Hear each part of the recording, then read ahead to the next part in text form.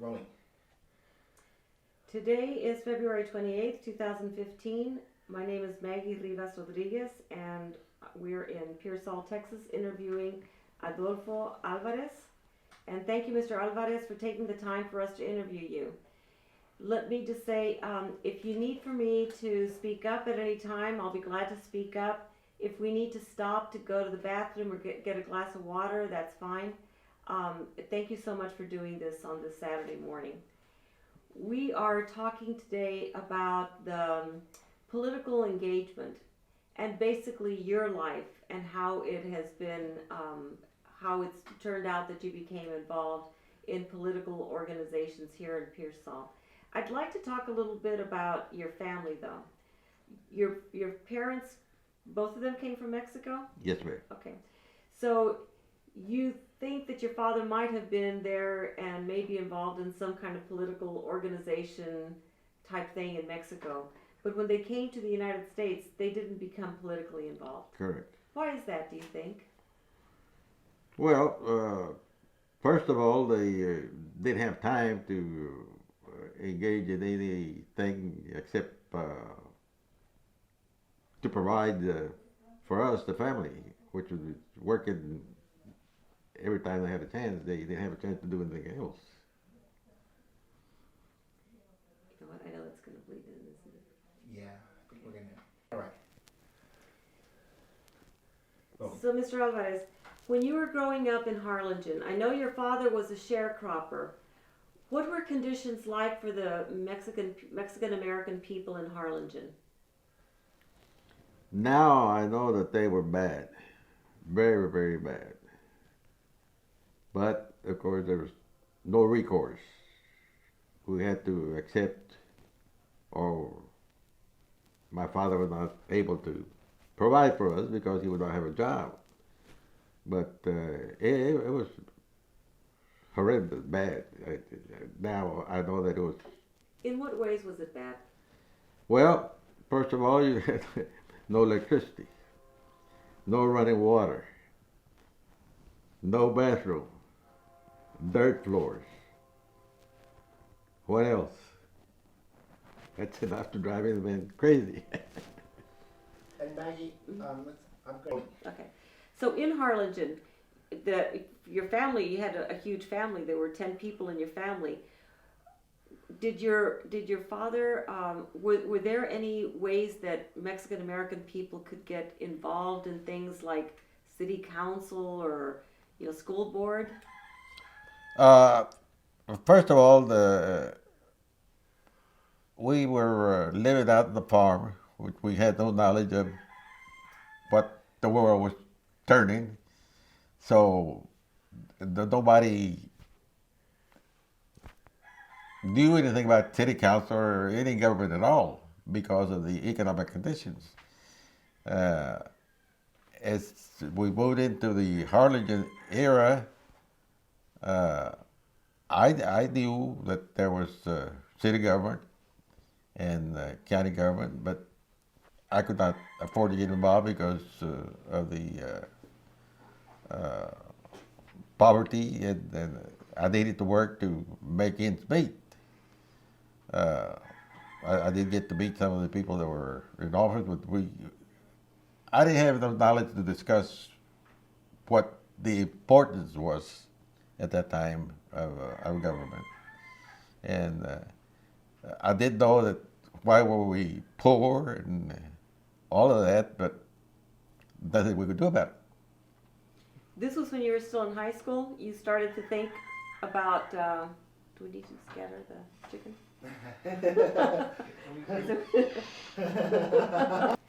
So when you started, understanding that there was city council, there were different forms of government, were you still in high school, or was this after you came back from the war? That was in high school. That was in high school. But I only have a vague idea of what it was because I was not involved before I went to high school in Harlingen, or we didn't have that in the farm area, so it was just very, very little knowledge that I had, and in the first place I couldn't join or help or in any manner because I had to go to work. So, what was it that made you start to make these connections? That started making you think about that there were different forms of government and that was possible for you to get involved in that? After I came back from the war in 1953, as I started out working back to the fields, I would be involved more so in an area where more of the, I guess, political situation heard of.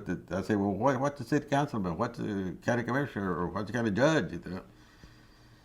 And as we went on, I said, well, I guess, it's something that I'm going to have to look into because my wife had 9 children. And there got to be a better way than farming to be able to support 9 children.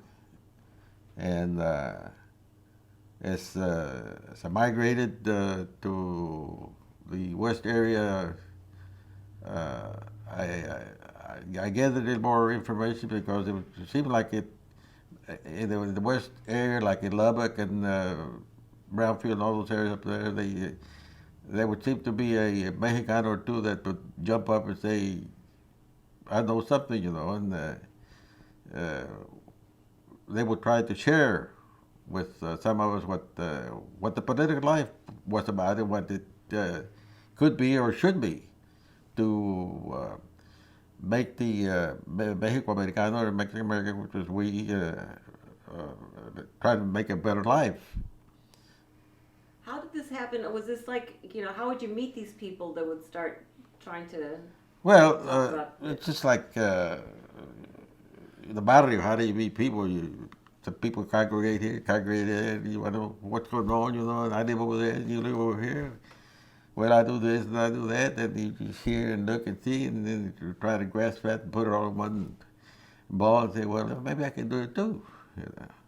And that's where I really get it. I said, just work in the fields ain't going to cut it. So I think I have, right before I went to business, I think I have enough knowledge that I can start plowing deeper and look into something better where I can be able to afford to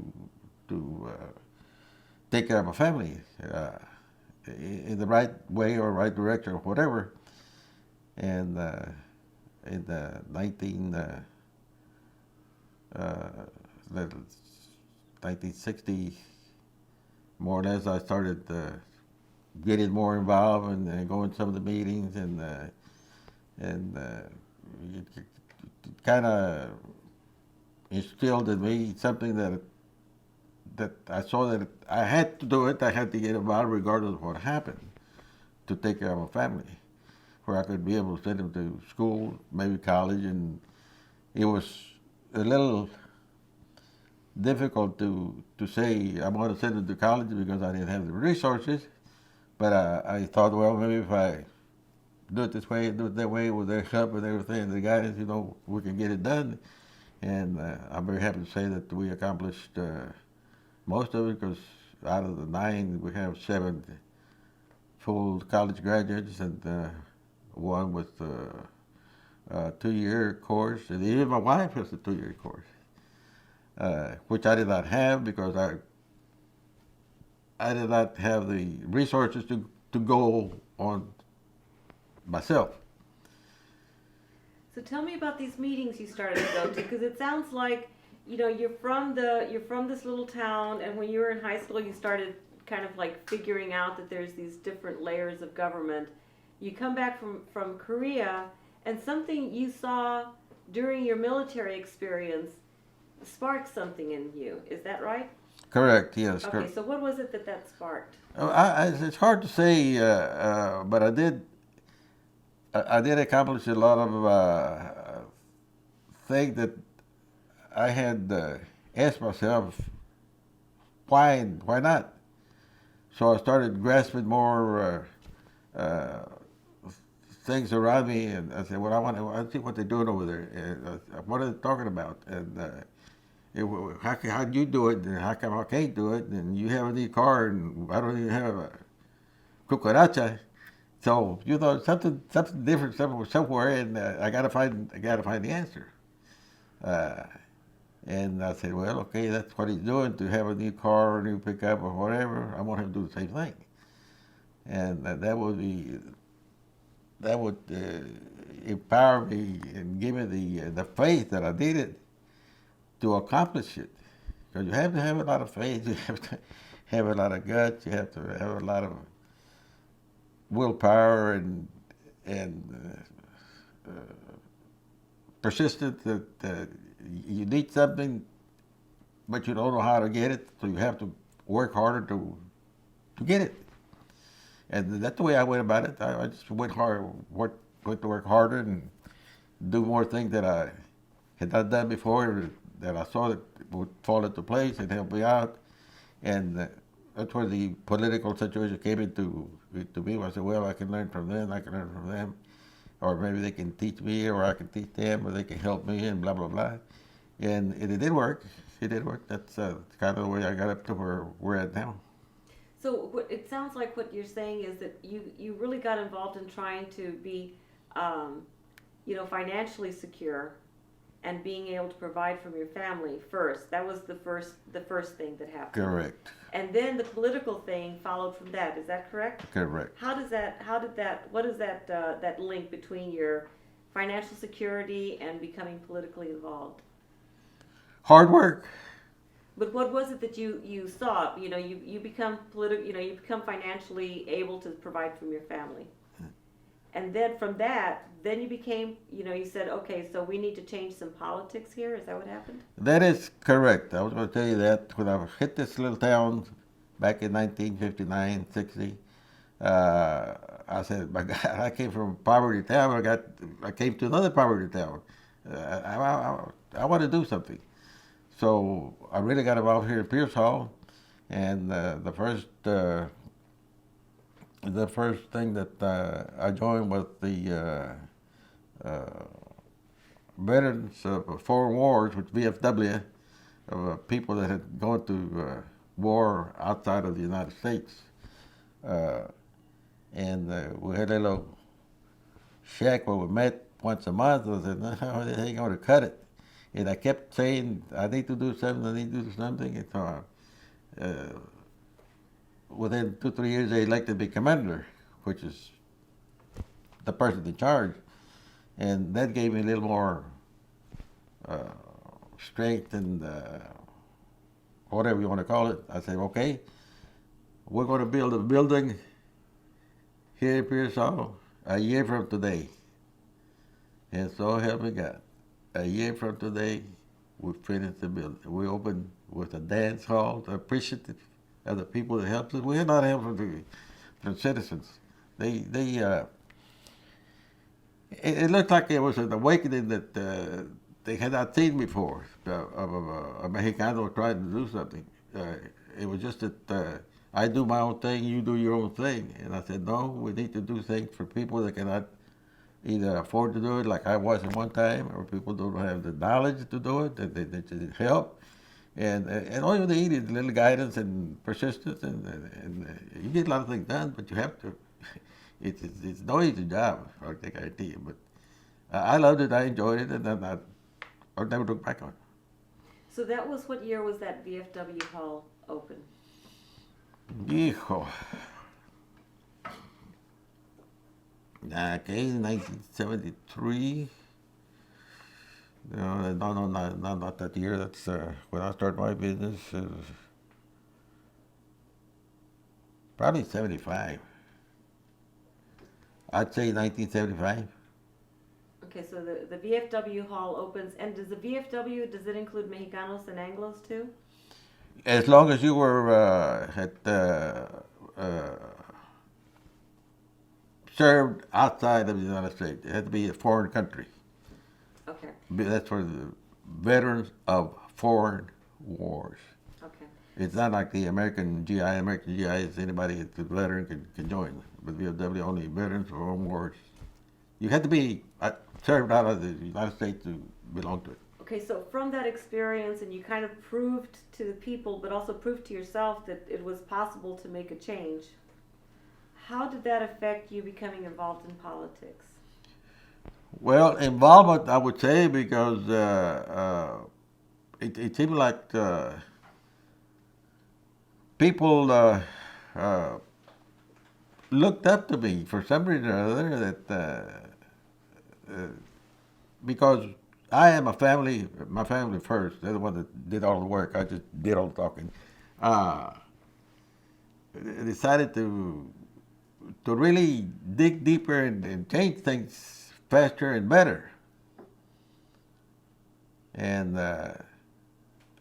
somewhere, somehow, some people say, "Hey, why did you run for county commissioner?" I say, "What's a county commissioner? You know, I don't know about. I don't know.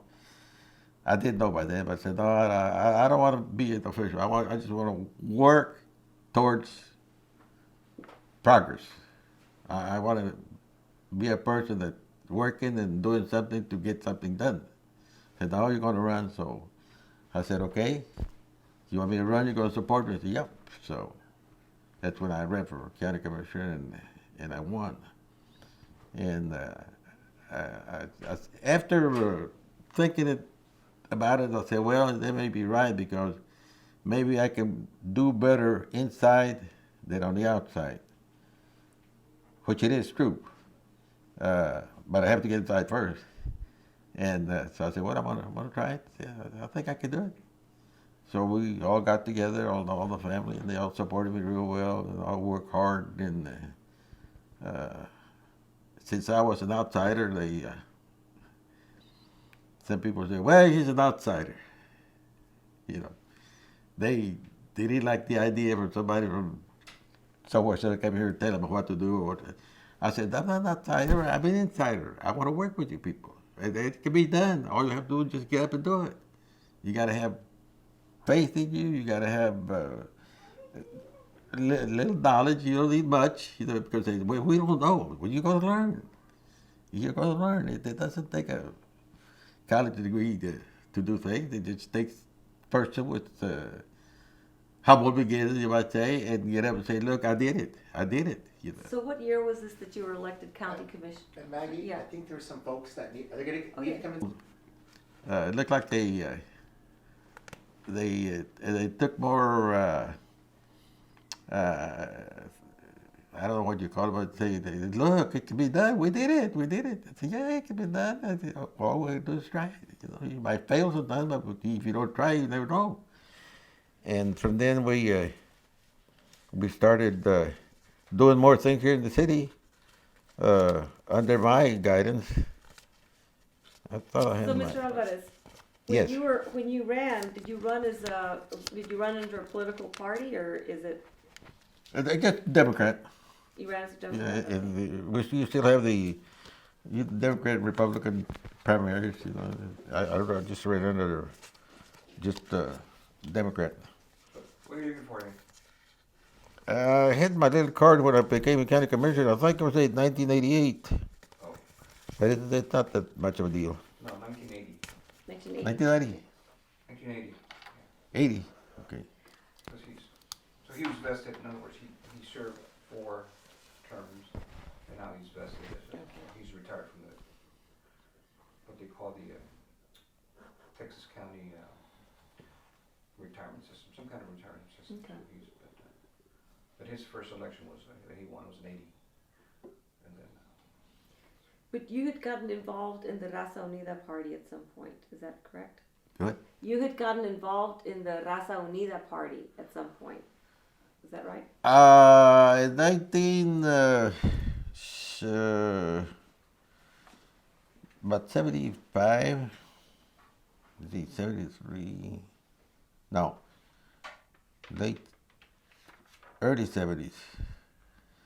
The reason I get involved with the Raza Party at first was because of I knew that in the jobs that I had were still controlled by the power, the Anglos, and of course they hated to see the Raza Party acted, But that was a matter of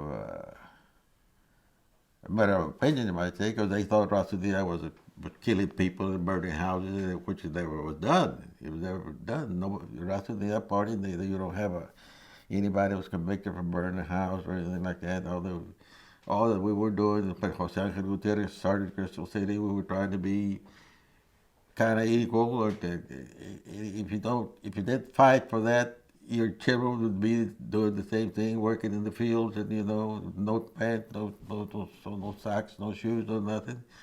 And we just got tired of that, and we started doing something. And like I said, well, sure enough, once I really got involved, the company that I worked for part time in San Antonio, we had a lot of people from Pearsall go down there and complain to the owner, and I said, well, it looks like we're going to need to part ways, and it's fine with me. No man is indispensable, I know that, so you go your way and I go my way. And that was the best shot that I ever had, because that's when I was in the auto parts, my auto business. So just to make sure, the job that you had at the time, you were driving braceros? You were a labor contractor, is that right? I did that for many years, yes.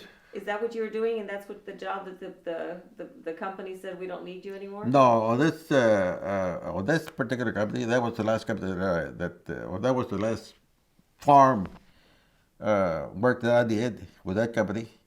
But I was a supervisor in this area. I would go talk to the farmers and get them to plant spinach was the main commodity, and then the blah blah blah, and then harvest and deliver to San Antonio. So what do you call that? That's not a labor contractor? Huh? That's not a labor contractor? Well, I was a labor contractor, but they gave me a job as supervisor on top of the contractor. Okay. And so the farmers were the ones from Pearsall who went to San Antonio to the company. Not the farmers per se. Some, yes, I learned, but most of the Anglo community here in Pearsall, that they didn't want me inside. They didn't want me inside. They wanted me. Well, they didn't want me. Period. They still don't want me. They don't like me.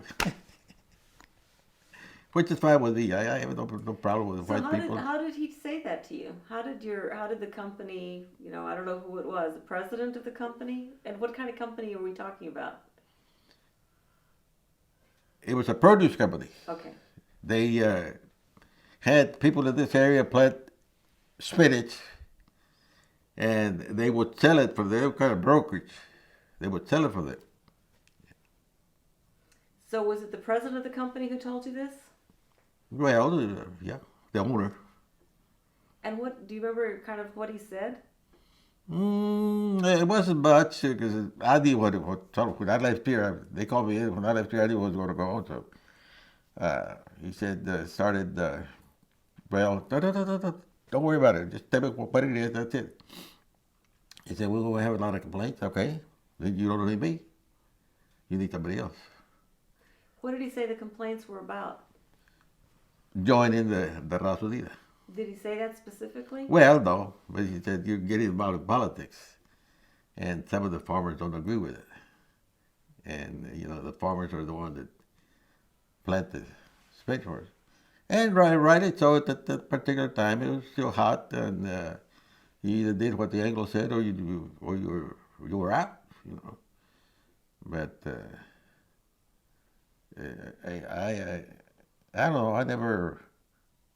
I was never afraid of that, because I knew it was coming.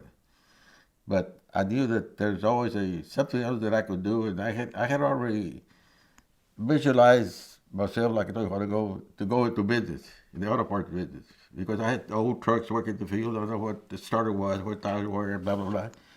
I said I have enough knowledge to start the auto parts and make a go of it. I had a lot of my friends say, no, you're going to go broke. Nobody's going to buy from you. You're going to go broke. Like, no, I ain't going broke, and I don't care if they don't buy from me. I knew they were not going to buy from me. So I didn't count their money. I counted the Mexicanos, pennies and quarters and nickels and dimes or whatever. And I opened the business, started selling barbecue on Saturdays. I don't know what's legal or illegal. And I was selling pots for baseball.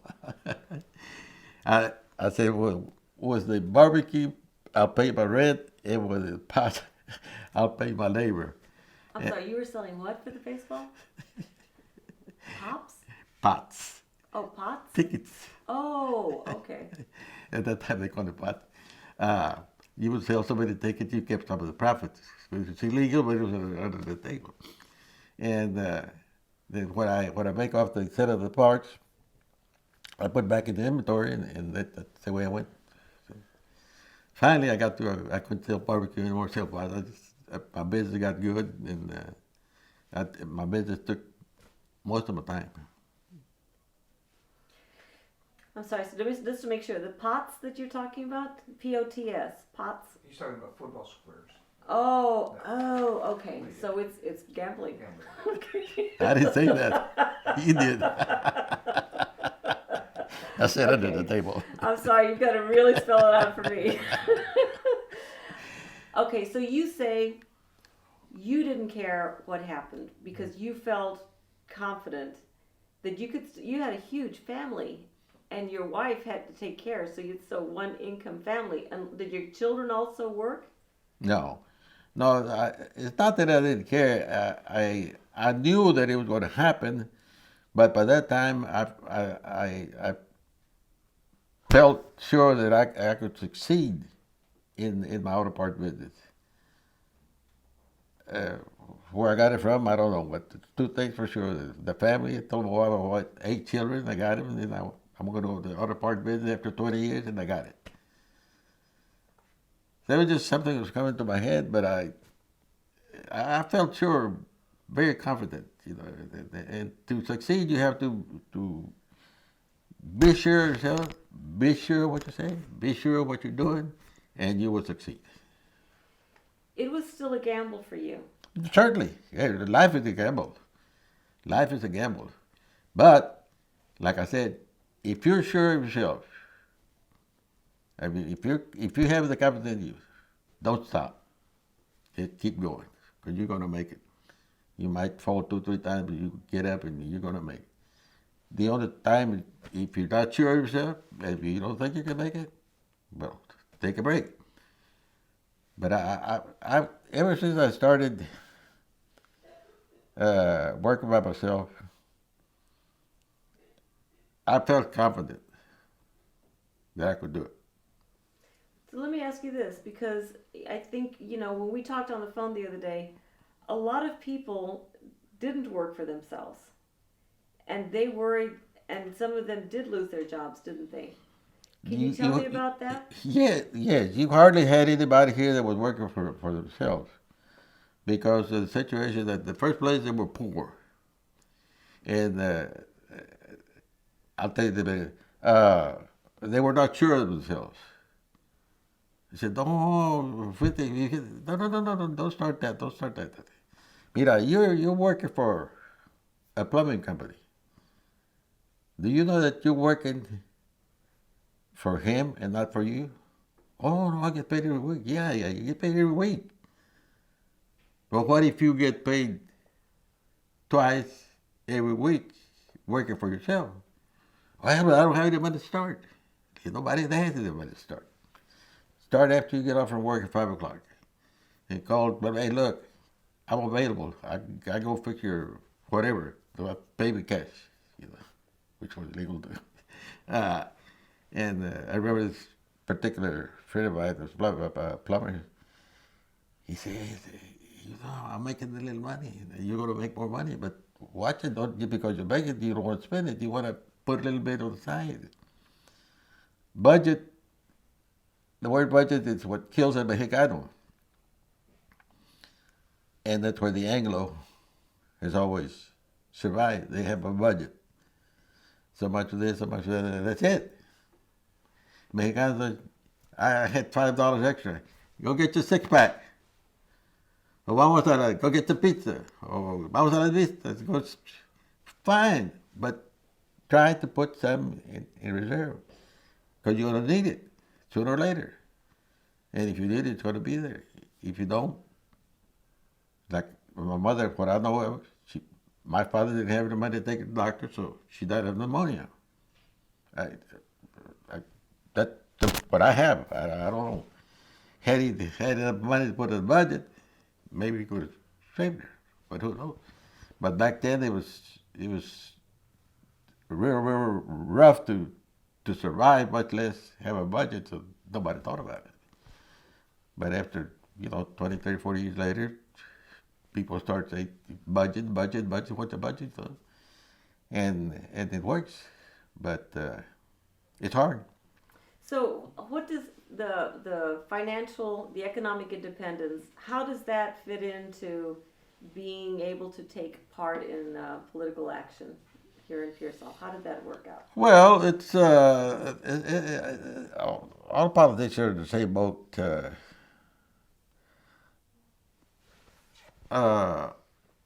You become independent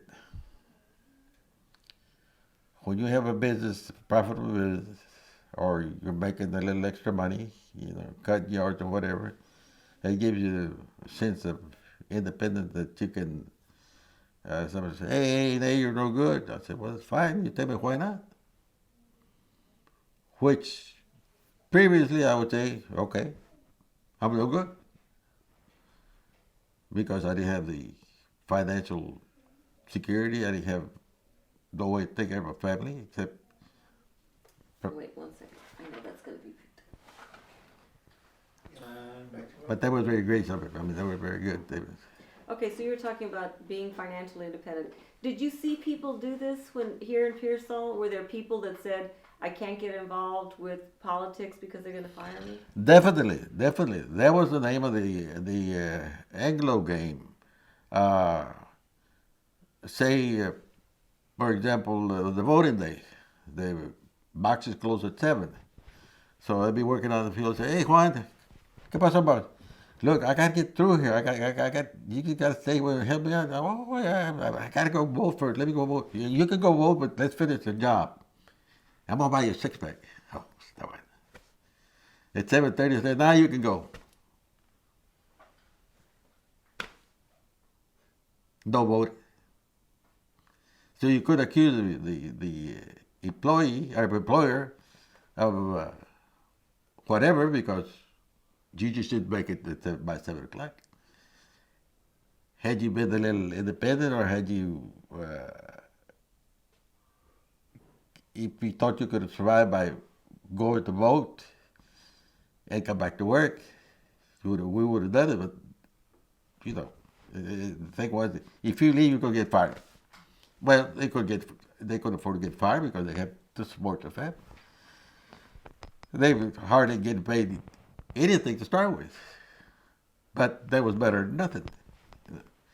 But then as time went by, and we started learning, like the law says, they have to let you go vote. We started telling people, "This is the way it is. If he doesn't let you go, you go vote. If he fires you, we'll do something about it." But then we had gotten to run with Rasmussen and had the council that would help us if we needed to. But it was a tough battle. We had a lot of people that when Modesto, you talked to Modesto on the phone, or? I talked to his sister. I don't think he can talk. Well, okay, that's what I'm going to tell you. He got beat up by the what they call TABC, Texas Alcoholic Beverage Commission. He was the ramrodder of the politics of Pearsall. He's the one that changed the scope. He took the county of Frio to court and sued him, and they won for gerrymandering. We only had 3 precincts here. Mm-hmm. But he loved it so much that we wanted to keep doing more politically, and he'd get people to vote and go talk to them, and then go to, well, that day, suppose he was at the beer tavern and asking people, go vote. And the TABC people were around there, and they overheard him, and supposedly a little confrontation, and they beat him up. Henceforth, he's no tiene mind. They literally killed him. Just from that beating up, he wasn't able to do anything. He just barely gets by, and he can hardly get up. And but he's the only one really that I know that pay the price for political gatherings. All the rest of us, we were either in a group or we more or less knew where to speak and where not to speak and say something. I was in the line one evening. It was about 6:30. Started dark. It's a photo place, and this big Anglo guy came by. And said, "Oh, you're Adolfo Alvarez?" "Yes, sir." And he kept looking at me and said, "Oh my God." So he says, "Okay, I just want to see what you look like." That's what he was. Cross. My wife was threatened with jail term. We were voting in the school election one night, and she was taking people to vote. And somehow or another, one of the people there wanted some information or asked her something, and she had responded, and it's Anglo said, "You can't talk to him." Well, he just went, "No, you can't talk to him. You better leave or I'm going to put you in jail." So my wife got scared, and she left. You know, if you don't know what to do, you seize a disease. You know, she did the right thing. Otherwise, maybe they would have put her in jail. They could put you in jail and get away with it because we didn't have the resources to get an attorney or get anybody to say, "Hey, you're wrong. You're wrong." No, we're not wrong. We're right. We're the Anglo. We're dominant. We're supreme. We own this county. We own this city. You do as we want or you get out. Which they told me too. We don't want you here. Nah, I ain't going nowhere. When did they tell you that? Oh yeah, when I first started back in, before I forget, when I opened my business in 1973, this big old Anglo young man, I was renting a space, and next to the space was a car wash. So he came to the car wash, and I could see the window. I was looking up. I was afraid. Don't get me wrong. Anyway, and he hollered at me too. "Hey, come over here. I want to talk to you." I don't want to talk to you. I was scared. He put out a 30-30 or big old gun. I said, "Yeah, come here. I'm going to kill you, Mexican." "Hey, wait a minute. What's the problem?" No. "I'm going to kill you." So I said, "What do I do?" Well, nothing I could do. Pick up the phone. I called the sheriff. I knew the sheriff by then, and he knew me. I said, "Look, Manny, there's a guy here trying to kill me. And I'm telling you, if he steps into my store, I'm going to kill him first. I have a gun in my hand right now." Don't do that." So luckily he came and took him away. But what if I had a gun too? He'd shoot at me, I'd shoot at him, or whatever. But it was those things that people were bad. If they had a chance, they would have killed every Mexican here in Pearsall. I'm not kidding you. They were mad. They didn't want to lose the power. We are the main people. So, I don't know. It's like I say, it was hard, and they got the Texas Rangers after me one time, the grand jury and IRS and sales tax and everything. But as far as I know, I was never guilty of anything, and nothing happened, and they were convicting me. So who brought the charges against you? My knowledge, when the Texas Ranger investigated me, he said that the judge and the sheriff had asked for investigations that I was being accused of paving private property. Paving? Paving. The law says that you cannot pave 10 feet from the line or your property to the... Oh. Yeah. And it's a long story, but I'll tell it to you short. That was when he was a county. When he was county commissioner. Okay. Yeah. I'll tell it to you short. Okay, that they called for the investigations. So I was here at the house eating lunch at 12 o'clock. And the sheriff says, Adolfo, the man wants to talk to you. I said, fine. Mr. Alvarez? Yes. He says, how many Texas Ranger? Oh, my foot fell down. Texas Ranger? Can you imagine? Not a city police, not a county police, the Texas Ranger. And what did we know about Texas Ranger? That they would be people to get away with it. Right? Correct. Anyway, I got scared. I said, okay, I'll be over there in a minute. And he just asked me 3 words. Are you married? Yes, sir. No, my name, Adolfo. Are you married? Yes. Do you have children? Yes. 9. 9? He got scared too. And he said, okay, I'll go with you. Investigate. No, I'm going to go by myself. I'll get back to you. You okay? So, what I know is that he went and investigated all the accusations, and he found no wrong.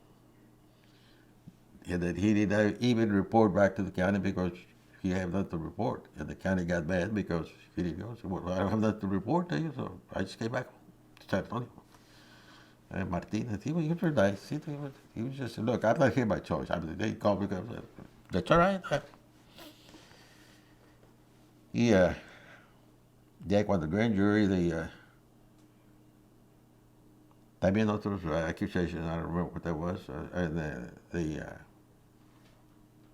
the county, the district attorney called me and said that, I'm going to be interviewed by the grand jury. I said, fine, I'd like to go. She said, no, you don't have to come. No, I want to go.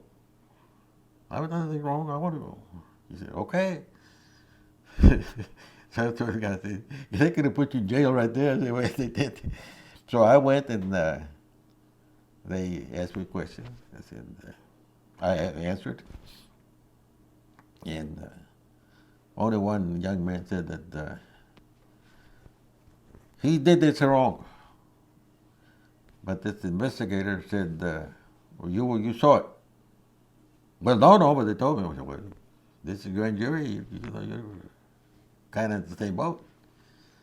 If you saw it, okay. If you're not, sit down. I didn't see it. But I was natural scared, yes. Who would not be? But I was sure that I had not done anything wrong. That's the first thing that I always wanted to try to look at all the avenues. Should I do it? Should I not do it? What's the consequence? Anyway, so they said, make it short to the district attorney. Said, go home. No indictment. Oh, the newspaper called me that same evening. I went back to my shop and I was drinking a beer. He said, well, how do you feel? I feel good. He said, well, you didn't get indicted, but for what? I haven't done anything wrong. Well, he got a redneck. And he hung up. And then, let's see, another time, something else. Anyway, some of the Rasulina people marching around that was a school election. Supposedly I did something wrong. And they want to put me in jail. And arrest me. So I went to trial. We were going to trial, and we had a Rasulina people marching around California. And Modesto had hired this gentleman from San Antonio, attorney, I forgot his name. He's an old man. He's a good guy.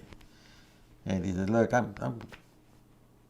want to get this squared away, and all I need is $25 to give my partner. I don't want any money. $25. So anyway, he got the county attorney here, and they made it a misdemeanor, whatever they were accusing me of. And I didn't even know what a misdemeanor was, or square one. And now I do. But they tried real hard to pin me down and stop me, because they knew that if they stopped me, they would stop everything. I mean, literally. Because here I was, more or less financially stable by then, and all my family were working hard, and if they could stop Alvarez's family, well, what about us?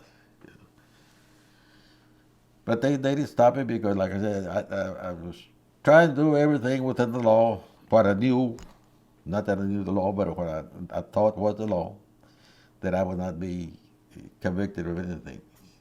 So how did the Raza Unida Party come to Pearsall? How did that come about?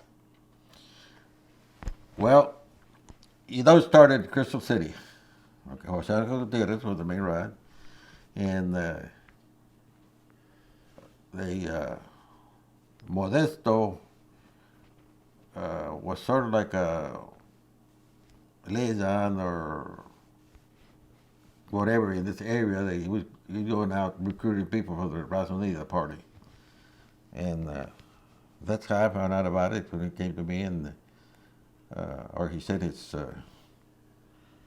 lieutenant and to get me involved. And I told him, I said, look, I know what you're doing is right. I got no problem with that. But I cannot get involved right now because I'm not financially stable. I'm just starting my business, and I know what's going to happen. If I get involved, I may lose the Anglo trade. Nada te compraba. Anyway, he said, well, we want to be sure that you help us out. You know, okay, well, if I can help out any way, I want to do that. But then I kept saying to myself, I said, well, things are not getting much better the way I want them to be, so I'm going to get involved. So I got involved. We brought Ramsey Muñiz out here, our governor. And we had a lot of people that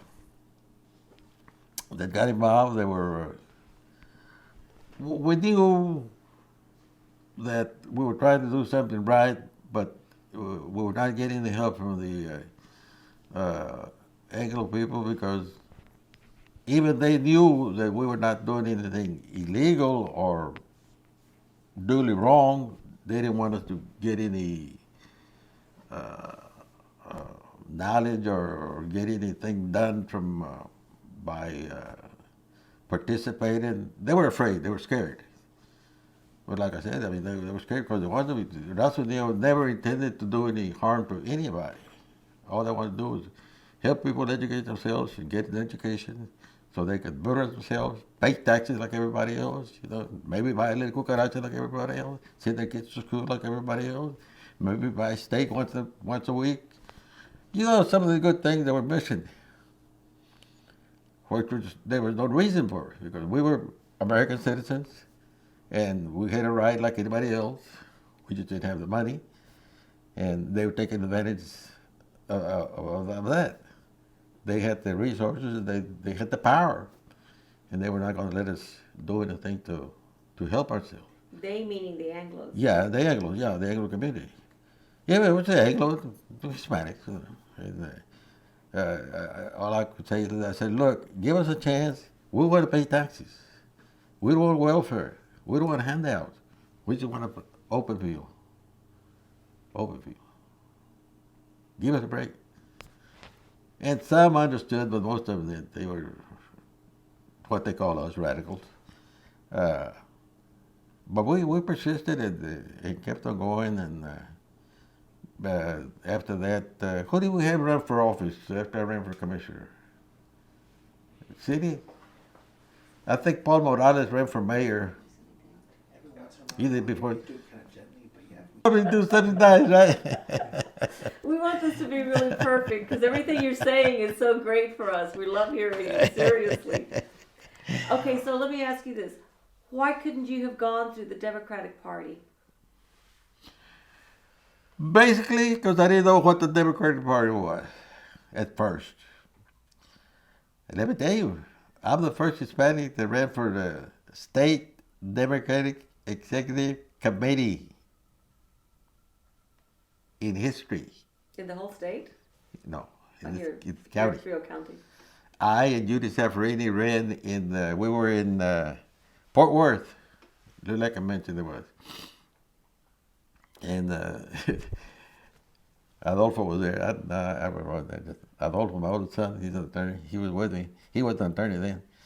And these guys, hey, we want your dad to run for ATC. I don't know, talk to me. So, what's ATC? I don't know. Yeah, we want you to run. Well, I'll run. What about that? I told Judy, I said, Judy, I want to run with you. She said, no, I'm going to run by myself. Judy was afraid too. I said, okay. So we won. State Democratic Executive Committee. What year was that? Oh, Lord. I'm sure I can look that up. Was it in the 70s or it must have been in the 80s, no? It had to be in the 80s, yes. I have a lot of this paperwork in my office, but it's Okay, good. en un montón.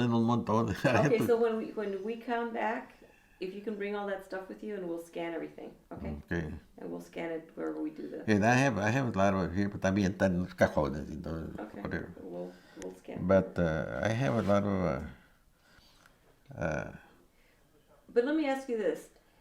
In 1973, was that the year that the Raza Unida Party became active here in Pearsall? No. What year was that? No, they came in about, I would say 45 years previous to that, say 65, 66 in there. It was just not too long, but not too many years before I went into business because they went to my auto parts. This guy went and asked me. I was going to say in the 65, 66. Okay. So that was the first year that they took over in Crystal? No, that was in 63, I guess. So they tried to come here and did they do anything in Pearsall in 66? Well, no. Mr. Alvarez, you know what? You're covering up the microphone. Oh. I'm sorry. No. All he was able to do, or we were able to do, was put the people on notice that something had to be done, and that the Raza Unida was not what the Anglo was claiming, that we were killing people and burning houses, which was an absolute lie. Matter of fact, they came. Jose Angel Gutierrez came to Pearsall at the Wishwear Club. There's a dance hall that we had here, and we had a big turnout. And but I don't remember what year it was.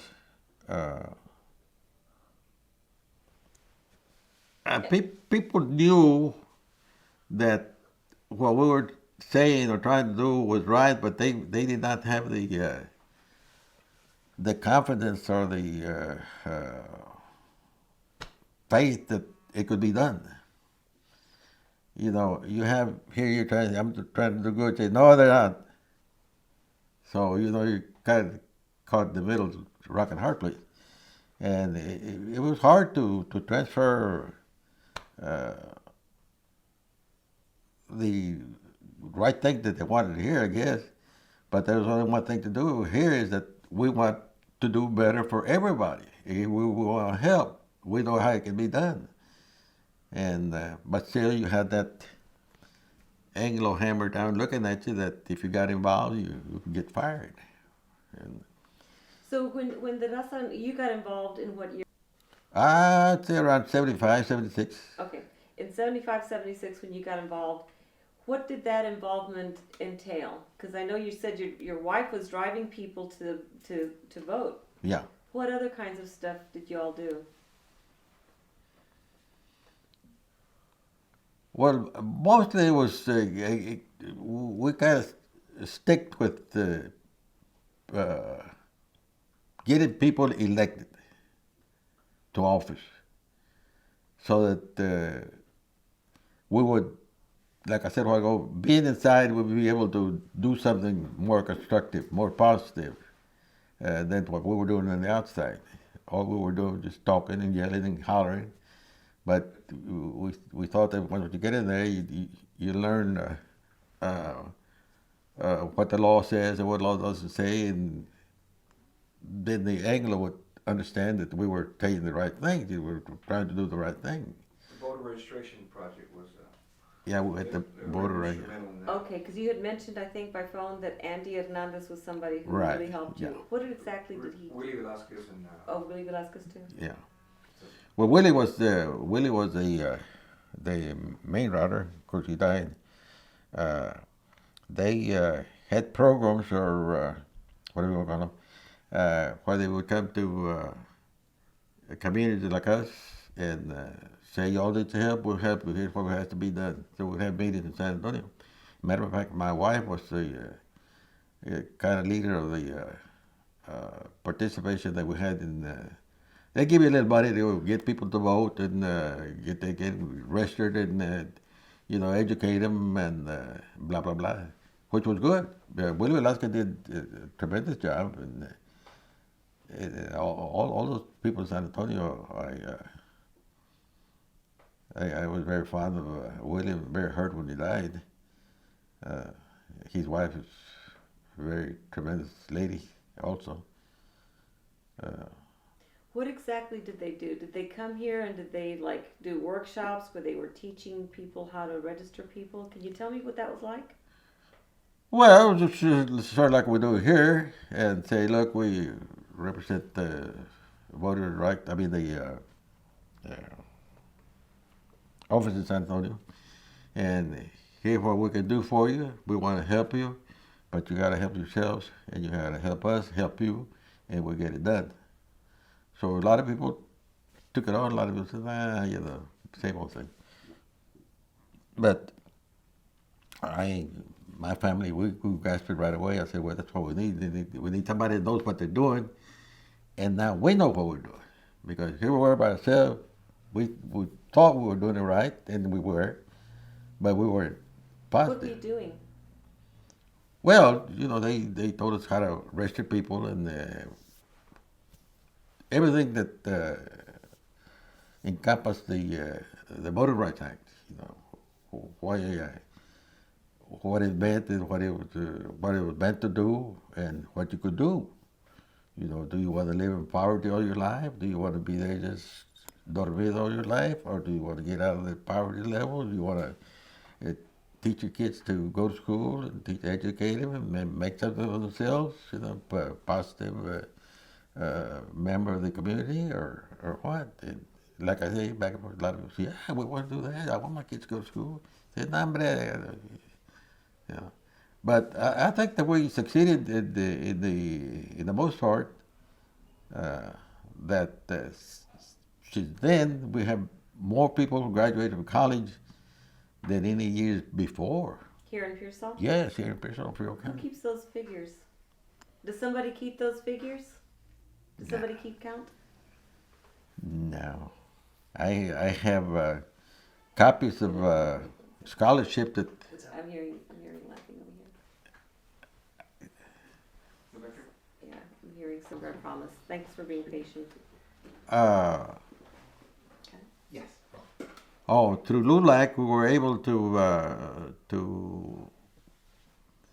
infiltrate more into the minds of people in a positive direction. Because this is what the people are telling us is what's good for everybody. So we kind of passed it back to the people. And said, "Oh, okay, well, they're from the San Antonio. All right, then well, now we need to just get up and do something." And so we started giving scholarships to children. I have a lot of copies of scholarships that that I've handed out. Not only my money, but money that people give. Hey, we'll give you this, blah blah blah. And it kind of infused in a lot of them that if we could help the kids go to college, they would go to college. So we give them $250, $300, $500 scholarship, and oh, that's good. It's great. And I think it has a lot to do with more people going to college. That if they're going to give us money, I mean, it's a sure thing. It's a good thing. And then, of course, we also emphasize on them that there were some grants available. But the schools were very, very bad in conveying to the student, look, you can go to college. All you got to do is go over and we'll try to get your grant, or you can get a loan, but you go to, no, you don't have to go to college. You got to help your dad at the farm. You got to stay over there, blah, blah, blah. Yeah, you're right. Okay. But we succeeded in getting the people to acknowledge that they had to do something to get the kids to go to college and make something of themselves. Say, look, once they go to college, they're on their own. They don't bother you. You can never get rid of them. There's one right there. But you need him. He does a lot for us. He stays here with me. They came in his mouth. But we, I think that before there was no such thing as college. There was no money, no capital. Not doing that. But we started opening the doors for people to either we'll help them here or get somebody to come help them, or we could send them to San Antonio and get information that they needed for a loan or a grant or whatever. So let me ask you this: the relationship between Pearsall and San Antonio, because it's a small. I grew up in Divine, so it's the big. War horses. That's right. Y'all are the Mavericks, right? Go, go, go.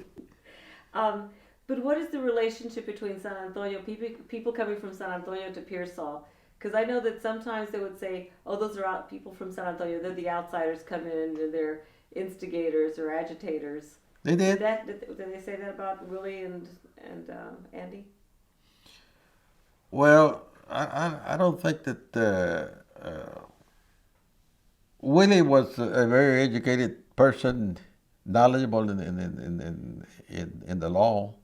He is not a lawyer, but in the law, especially the voted rights of the people, that he was never, say, mentioned wrong that he was doing something wrong, because I think that they knew that Willie knew what to do and how to do it, and he would maybe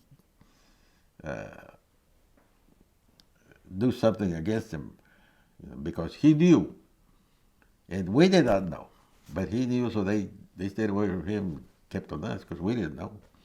All we knew was what they tell us, and they could help us with. Andy Andy Gonzalez was he was the water rights, ¿verdad? Andy worked with Willie.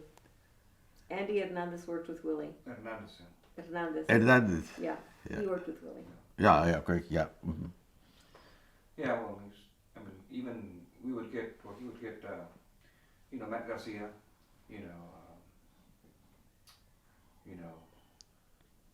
had this real good relationship with Orlando Garcia, federal judge.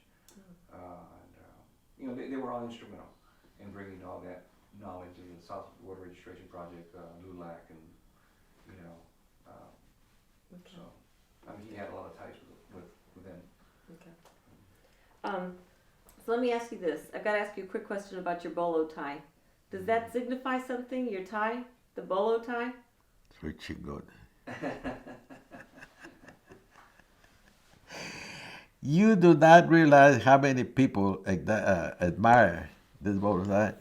And I picked it up in Las Cruces, Nuevo Mexico. One looked like a median. Hey, I like that.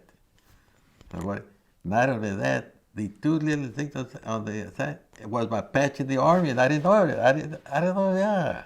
It was a Dixie division, and it had one, just like this one here. But so many people, hey, I like, what's so unique about it? The only thing I do is I like bolo ties. So I buy one here, one there. But this one I use the most because everybody's. Okay. You know, So, and I'm going to ask you one last question, then we can wrap up. But the church, the role of the church here in Pearsall in trying to get the Mexicano community to, get involved. What did the church do here? well, I thought you said they were trying to. I'm asking to. Okay, how much? I'm glad you asked. He's very close to the church, which is fine. But when I make statements once in a while that in San Antonio, I read the paper every day, Express. In San Antonio, as far as I can tell and know, all the churches during the election said, go out and vote, people, go out and vote. They don't say who to vote for, which is fine. But they get the people. And a priest tells you something, he's God. El mexicano no es Dios, me va a castigar Dios. No, el que te castiga eres tú, Dios. Anyway, they don't make an effort. We only had one priest here about 25 years ago. He's still living. That came and he would make a notation that you need to get people involved. They read him off. The Anglos. They went to the Archbishop in San Antonio, Archbishop Lucy, I think at the time. They sent him to Arkansas or Oklahoma. But the others, they don't say nothing. All they know is, we need money, we need money, we need money. I say, people, everybody needs money. You cross the board because a lot of families here in this town are still poor. They don't have any money. But the poorer the person is, the more money he gives because he has been taught that if he doesn't, he's going to get hurt, which is wrong. I have it against him. I told his priest. I said, I don't appreciate that. You have money? Yeah, I have money, but I worked for it. I paid supreme sacrifice. I worked every day of my life. But that doesn't mean I'm going to give you the money. What do I give you the money for? What do you do for the community? Just come and hear you talk? That doesn't cut it with me. I have a little rose in my hall there. Every morning I get up, I pray to the Lord, help me out. I'm Catholic. Pero todo lo mandan, or most of it has been sent to San Antonio Ortiz. And we got another bill for the lawyer. There's a thing I have against him. Let the priest marry. Nothing wrong with that. And you get away with a lot of this money going out the window.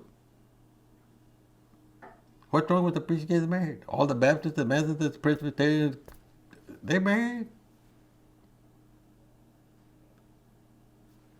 And the money the poor people give, goes to the lawyers. Who's making money? Not the church, the lawyers. So let me ask you this one last question, Mr. Alvarez. When people become involved and they vote, because you brought up at the beginning that, you had all these poor towns. You moved from one poor town to another poor town. The Mexican-American people were poor no matter where you went. How is it affected if they vote? What is the relationship between voting and being poor? How is that going to help them?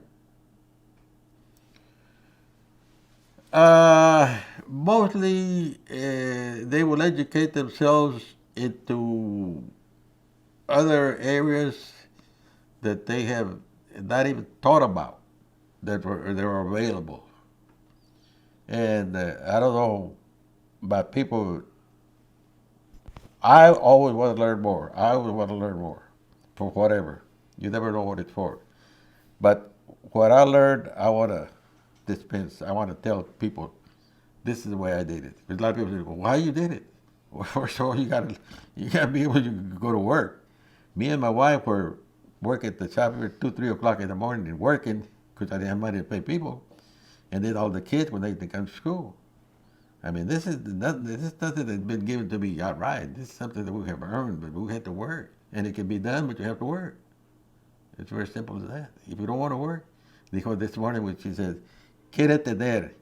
Yeah, quiere tener, pero no quiere trabajar. There's no such thing. The only way you're going to have is for you to work. And I'll guarantee you, if you work and be consistent and persevere, you're going to make it. So if somebody here in Pearsall is born into a very poor family and they start getting politically involved, how are they going to help their family and also everybody else in the community? How is their vote going to make a difference? I would say the education process be the only one thing that people could benefit from Hispanic politicians because once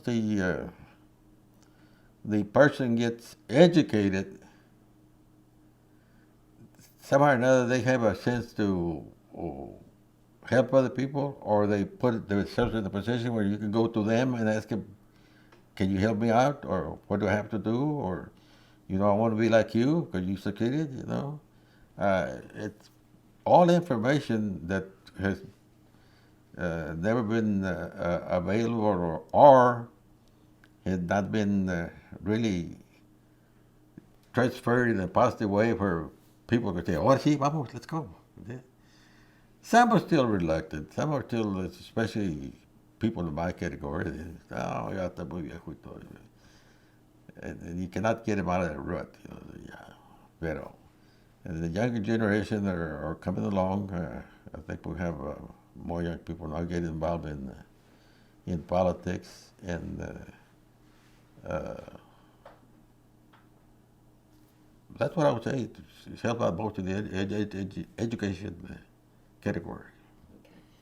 Is there anything that we haven't talked? Because you know, when we come back later in this month now, we're going to interview you again. So I'm going to ask you to wear the same tie, the same bolo, the same shirt. But is there anything that I haven't asked you now that I should have asked you that you want to talk about?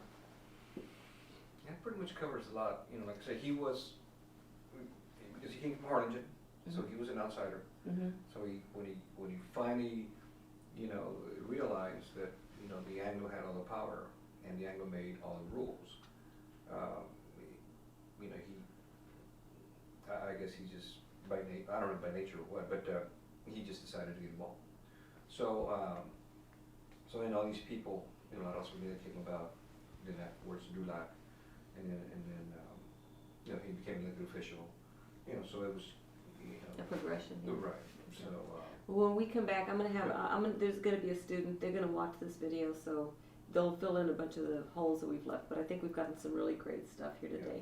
So I've got to say thank you so much for letting us intrude on your family today and being so patient with us. We really appreciate it. Yes, you did. Wait, one last thing, Maggie. But it was Yes. great. And I will have a bulletin, the same shirt. I said one. Yes. I just want to record some room tone. Yes. Just like we're going to record the sound of the room for 30 seconds. Okay, so we're just gonna be real quiet No, for 30 don't seconds. say anything, okay? Hang on.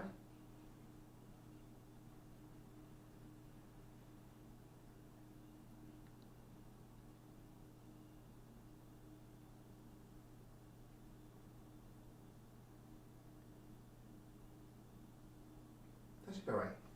Okay, thank you.